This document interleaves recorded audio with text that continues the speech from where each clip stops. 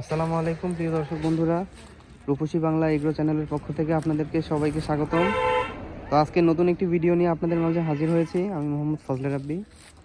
তো দেখুন, আমি আপনাদেরকে গত কয়েকটা ভিডিওতে দেখিয়েছিলাম আমি আমার পতিত জমিতে কয়েকটা পেঁপে গাছ লাগিয়েছিলাম আর কি।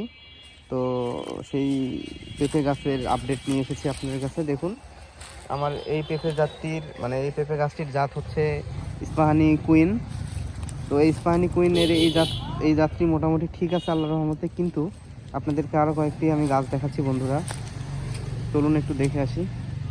এই যে দেখুন, এটি টপ লেডি জাতের একটি গাছ। তো এই গাছটি মোটামুটি ভাইরাস সহনশীল একটা জাত। তো এটাতে মোটামুটি কিছু হয় নাই, কিন্তু আমার গাছের গ্রোথ খুব একটা ভালো হয় না, যেহেতু আমার ছায়াযুক্ত জায়গা। কিন্তু আমি যে অন্যান্য গাছ লাগিয়েছি টপ লেডি, দুঃখিত, আমি অন্যান্য যে যে ইস্পাহানি কুইন জাতের গাছ কয়েকটি লাগিয়েছিলাম। দেখুন আমার গাছের অবস্থা দেখুন। আমার এখানে মাকড়ের আক্রমণে আমার গাছের অবস্থা করুন। আমি বেশ কিছু বেশ কিছু কীটনাশক প্রয়োগ করেছি এখানে, কিন্তু আসলে কোনো কাজ হচ্ছে না, কোনো কাজে আসতেছে না। আরও বেশ কয়েকটি গাছ রয়েছে। এই যে দেখুন দর্শক বন্ধুরা, দেখুন গাছগুলো আমার অবস্থা খারাপ, ভালো না খুব একটা। গাছগুলো মরে যাচ্ছে এবং এগুলো সব ইস্পাহানি কুইন জাতের গাছ। তো এগুলো আসলে খুব একটা ভাইরাস প্রতিরোধী না, এগুলোতে মাকড়ের আক্রমণ হয়েছে এবং আমার এখানে সাদা মাছির আক্রমণ ছিল, আমি দেখেছিলাম। তো এই আক্রমণে আর কি গাছগুলো খুব একটা ভালো নাই, হয়তো বা গাছগুলো আমি কেটে ফেলবো কয়েকদিনের মধ্যে। আরও বেশ কয়েকটি গাছ লাগিয়েছিলাম।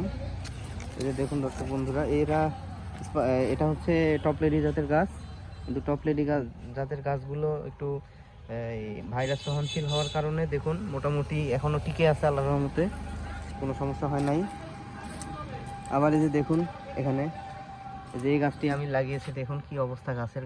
আর এই গাছ হবেই না, এই গাছ আমি যে কোনো সময় কেটে ফেলতে পারি, কারণ এই গাছ আর সম্ভব না। এটা মাকড় লেগে গাছটি আসলে একেবারে নষ্ট হয়ে গেছে। আরও বেশ কয়েকটি গাছ রয়েছে আমার, যেগুলো একেবারেই ধ্বংসের দ্বার প্রান্তে। তেমনই একটি গাছ এখানে রয়েছে, এটি টপ লেডি জাত। আল্লাহর রহমতে এটি এখনও কিছু হয় নাই, তবে এটাতে পোকামাকড়ের আক্রমণ প্রচুর, জানি না কতদিন টিকে থাকবে। তো আপনারা দেখতে পাচ্ছেন বন্ধুরা, আমি দুইটি পেঁপের জাতের গাছ লাগিয়েছিলাম এখানে, একটা হচ্ছে টপ লেডি আর একটা হচ্ছে ইস্পাহানি কুইন। তো ইস্পাহানি কুইন মোটামুটি 10-12টি লাগিয়েছিলাম, আর টপ লেডি মোটামুটি 10-12টি লাগিয়েছিলাম, কিন্তু অবশেষে মোটামুটি আজকে প্রায় 2.5 মাস 3 মাস হইতে চললো প্রায়। তো এই 3 মাস পরের আপডেটটি হচ্ছে যে আমি মোট 22টি গাছ লাগিয়েছিলাম।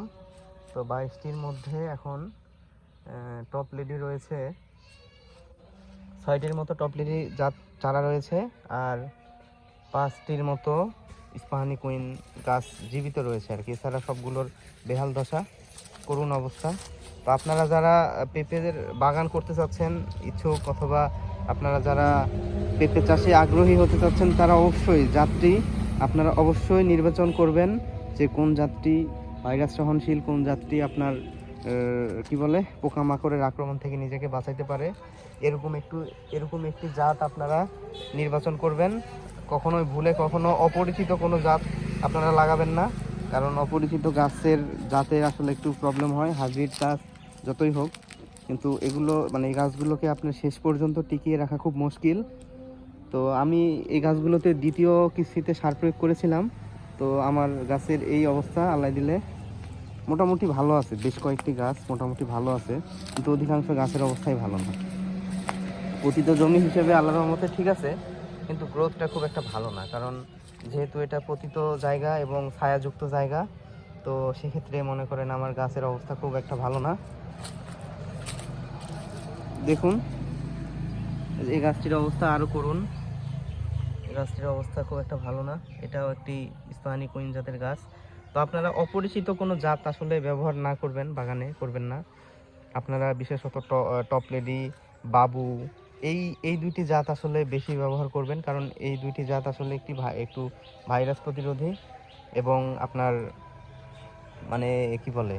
এটাতে পোকামাকড়ের আক্রমণ কম হয়, এবং এটি আসলে এই যে পোকামাকড়ের আক্রমণটি হয় তা সহনশীল আর কি, কোনো সমস্যা হয় না আল্লাহর রহমতে। কিন্তু এই জাতটি আমার ইস্পাহানি কুইন জাতেরই, কিন্তু এই গাছটি আল্লাহর রহমতে টিকে রয়েছে বন্ধুরা। এই জাত মানে এই গাছটির গ্রোথ আল্লাহর মধ্যে সবচেয়ে ভালো, কারণ এই গাছটি সবচেয়ে বেশি রোদ পায়। প্রত্যেক দিন এই গাছটি সবচেয়ে বেশি রোদ পায়, যে কারণে আল্লাহর রহমতে গাছটি ভালো রয়েছে। আর দোয়া করবেন আপনারা বন্ধুরা, যারা আমার চ্যানেলে নতুন যুক্ত হয়েছেন, নতুন ভিডিও দেখতেছেন, তারা অবশ্যই একটি জিনিস খেয়াল রাখবেন যে মানে পেঁপে গাছের যদি আপনারা চাষ করতে চান তাহলে অবশ্যই আপনারা জাতটি ভালো দেখে নির্বাচন করবেন, এবং জাতটি অবশ্যই যেন হাইব্রিডের মধ্যে যেই এই বাবু পেঁপে রয়েছে, লাল তীরের বাবু আর আপনার টপ লেডি, এই দুইটা জাতের গাছ অবশ্যই আপনারা ব্যবহার করবেন। আবার আছে গ্রিন লেডি, রেড লেডি, এগুলো আপনারা ইউজ করতে পারেন, এগুলো আপনারা বাগানে লাগাইতে পারেন। কিন্তু রেড লেডি গাছটাতে আসলে মানে রেড লেডির চারাতে প্রচুর পরিমাণ আপনার এই পোকা হয়, এবং সাদা মাছি, আবার জাপ পোকা, এগুলা মানে প্রচুর হয়, এবং রেড লেডি আসলে খুব একটা মানে ভাইরাস সহনশীল জাত না। তো আপনারা টপ লেডি এবং গ্রিন লেডি এবং লাল তীরের বাবু, এই 3-4টি পেঁপের যেই জাত রয়েছে, এই জাত নির্বাচন করে আপনারা অবশ্যই আপনাদের পেঁপের চারা করবেন, নতুবা আপনারা আসলে মানে পেঁপে চাষ করে খুব একটা লাভবান হতে পারবেন না। কারণ আমি দেখেছি আমার প্রথম অবস্থায় আমি আগেই বলেছিলাম যে 20-22টি গাছ লাগিয়েছিলাম, কিন্তু তার মধ্যে এখন 10-12টি গাছ রয়েছে মাত্র। আর 10-12টির মধ্যেও আবার 4-5টি গাছের অবস্থা খুব একটা ভালো না। হ্যাঁ, তো মানে সেই গাছগুলো বাঁচবে কিনা আসলে আমি বলতে পারতেছি না। তো আপনারা যারা গাছ লাগাবেন তারা অবশ্যই আসলে এই জাতগুলো নির্বাচন করবেন, এবং নির্বাচন করে আপনারা বাগান করবেন পেঁপের। তো ভালো থাকবেন বন্ধুরা, আজকের মতো এখানেই। আপনারা যারা নতুন চ্যানেলে যুক্ত হয়েছেন তারা চ্যানেলটি অবশ্যই সাবস্ক্রাইব করবেন, পাশে থাকা বেল আইকনটিতে চাপ দিয়ে রাখবেন, এবং যদি ভিডিওগুলো ভালো লাগে অবশ্যই ভিডিওতে লাইক দিবেন, শেয়ার করবেন।